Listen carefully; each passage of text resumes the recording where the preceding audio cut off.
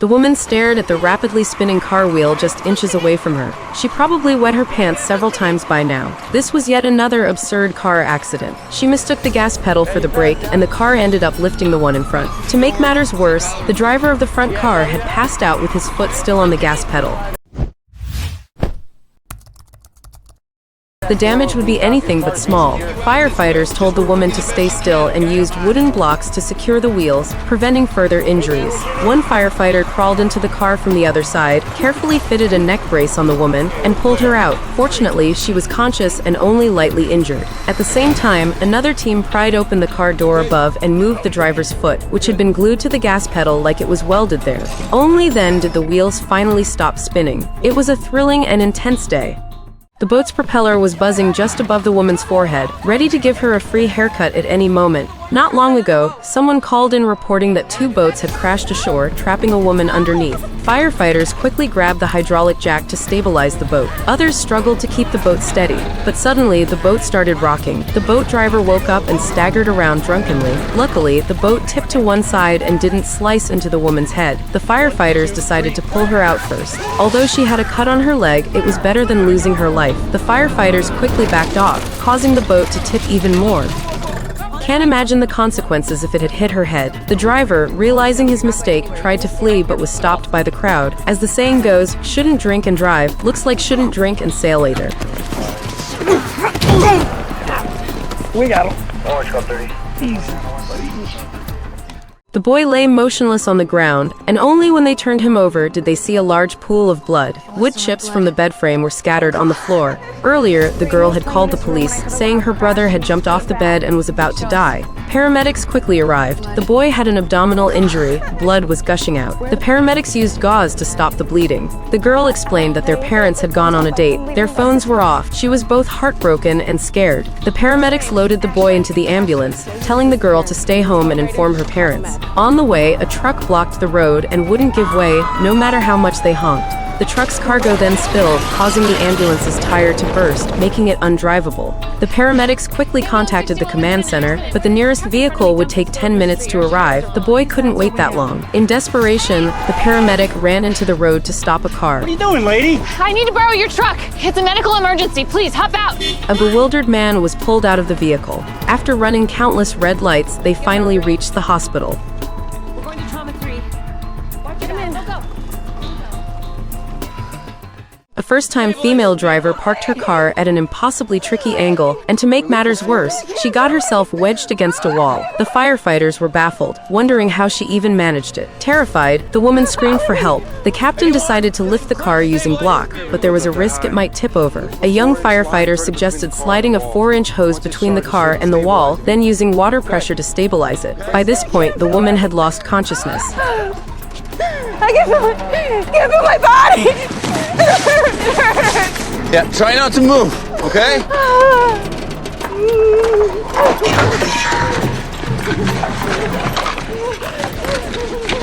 They placed blocks under one side of the car while the hose was set up. After continuously pumping water to apply pressure, the car finally separated from the wall. The firefighters quickly removed the windshield, fitted the woman with a neck brace, and pulled her out. The older firefighter praised the young one. Young minds really do work well. That was a hell of an idea. Yeah. But I still wonder, why didn't they just move the car a little bit together and be done with it? An elderly man sneezed so hard that his intestines popped out. Moments earlier, paramedics were called to the scene where the man lifted his shirt to reveal his intestines spilling out of his abdomen. While providing emergency care, they asked what happened. The man explained that he had recently undergone abdominal surgery and went to the park for fresh air, but forgot about his pollen allergy. His constant sneezing had torn open his surgical stitches. The paramedics urged him to try holding back his sneezes, but sneezes aren't exactly something you can just suppress. Okay, wet sterile pads right away.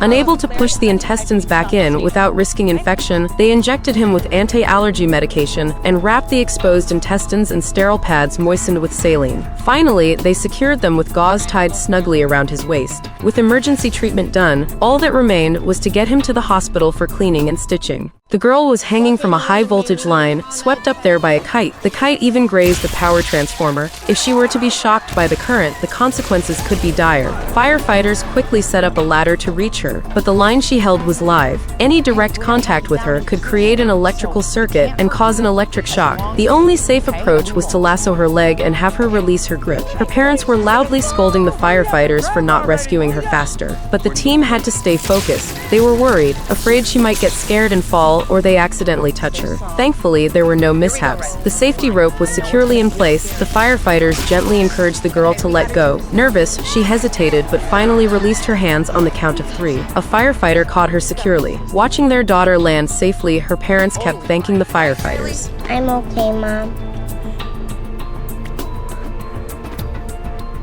You guys were, thank you.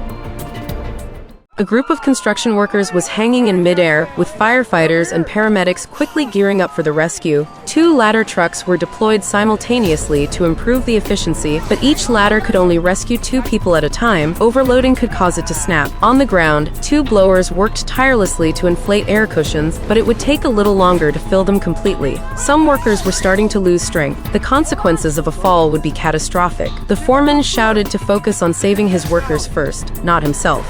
I'm the foreman. I go last. As the last 2 workers were lifted up, only the foreman remained. The ladder was still some distance away from him. His body kept slipping downward. The air cushion wasn't fully inflated. The risk of death was high if he fell.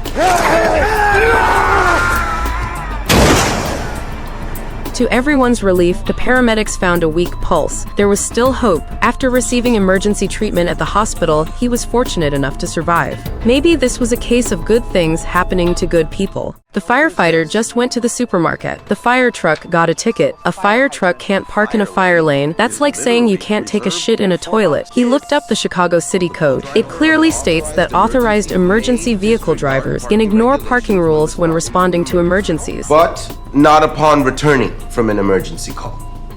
Wait, what? Where does it say that? It's literally the next sentence. Uh-huh. Okay. Who's to say we weren't on our way to a call? But which firefighter goes on an emergency call and then stops by the supermarket? He decided to appeal, but his appeal was quickly rejected due to insufficient reasoning. So, he went to the ticket office to make a righteous complaint, but the clerk just took the ticket and ripped it up right there. Okay, what just happened there? Did you notice how the officer entered fire engine under make and model? Well, that's obviously not right. You said you were driving truck 81, and a truck is not a fire engine, is it? The vehicle type listed was a fire truck, but the ticketed vehicle was actually a ladder truck. So inaccurate or incomplete information is grounds for immediate dismissal of the ticket. He looked at all the documents he had prepared and felt a sense of loss. Thank you for your help. You bet.